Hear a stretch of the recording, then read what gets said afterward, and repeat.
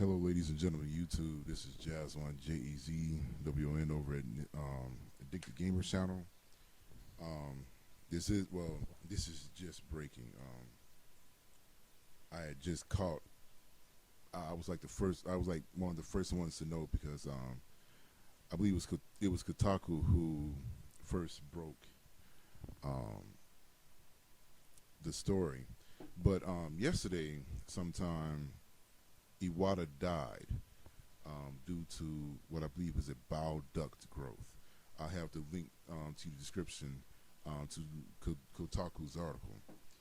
Um, and it, of course, I'm going to say rest in peace, but I wanted to say something else more than um, rest in peace because just to get my video out there, just to get some views.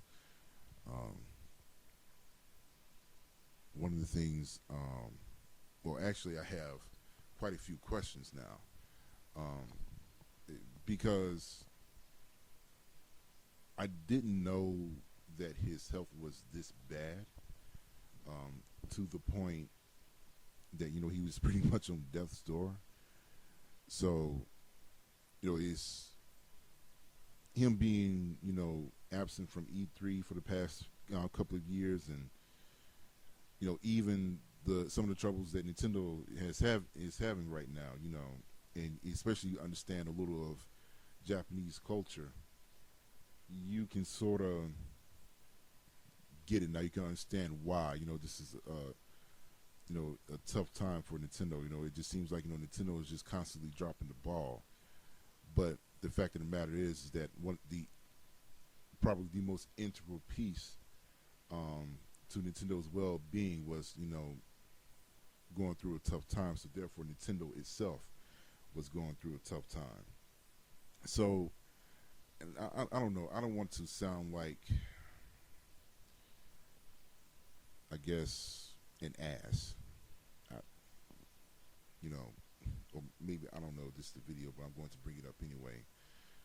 And again, I do mean rest in peace to the man, because now, again, understanding the culture and also understanding his medical situation, you understood what he was going through and how he put the company first, which I believe is kind of absurd.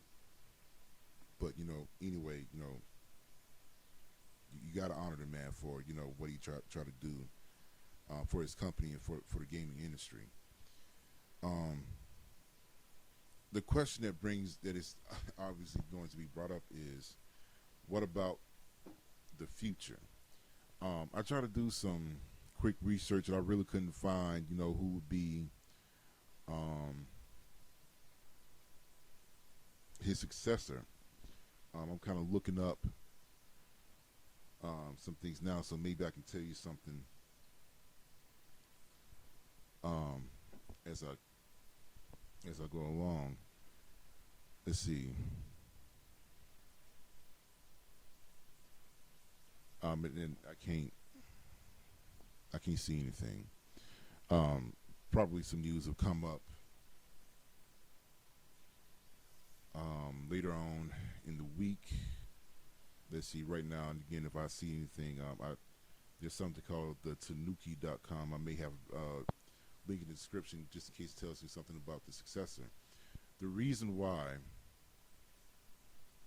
Well, let's see. Oh, I'm sorry. Never mind. Forget the past few seconds of what I just said. The reason why I brought up the successor to Iwata is because Nintendo is in a very precarious situation right now. Whether we have to be honest and say that Nintendo could possibly go the way of Sega. Just to be honest, because of the decisions that they have made in the past. The Wii was it was a great system, but because of the lack of power, it couldn't be taken advantage of. And the Wii U, it has some great ideas, but again, lack of power. So, it just it just seems like Nintendo is up in the air right now, and I hope they can recover from this. Um, I know Nintendo has other legends, such as I believe Miyamoto, Shigeru Miyamoto. He was the mind that was between that produced Mario. I think F-Zero, Star Fox, Donkey Kong, and so I mean they still have some of those legends there, and I believe they can recover. But this next, everything that happens between now and next E3, including E3 next year, is going to be absolutely crucial for the future of Nintendo to stay relevant. Um, because they're going to have to take a direction. They're going to have to make a statement to gamers, and not only gamers but fans. Because Nintendo with the last E3 lost a lot of fans. There's a couple of YouTubers that I listen to. One of them immediately that comes to mind is a Critical Hit 64. I'll have his link down in the description. He pretty much let go of Nintendo.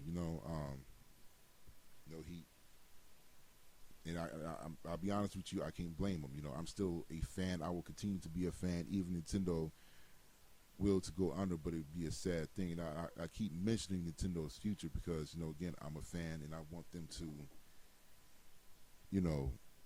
be able to continue, so they be able to continue, be able to put out great content, because Nintendo has been one of the few companies who has been all about quality. Say what you want to about the Wii U being underpowered, but it is still a quality system, and it still put out quality games. You talk about Smash, you talk about Mario Kart. You can talk about Splatoon. Splatoon being a new IP, hit over a million. With a small install base of 10 million. So you got to think about that. Nintendo is a great company, and I believe if they were to go back on some of the old IPs like Bayonetta 2 and Wonderful 101 and start advertising them, they can get them to sell, because they're great properties. And mark my words, especially Wonderful 101, that's going to be a collector's item. Mark my words. People go out and get Wonderful 101 and also get what's the name of the game? Pikmin. Get Pikmin for Wii U. Those going to be collector items for this system.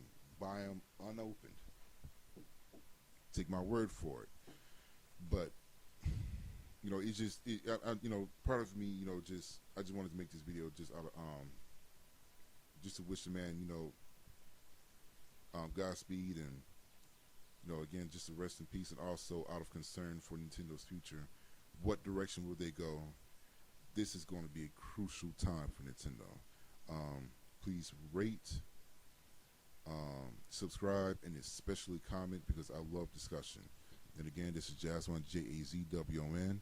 I will leave my gamer tags in the description for all three systems, for Wii U, Xbox One, and PS4. And I'm also looking to get my Facebook group up and going here on It's going to be called Addicted Gamers Channel. Again, take a look at it. Thank you very much. Have a beautiful day. Love and peace, y'all.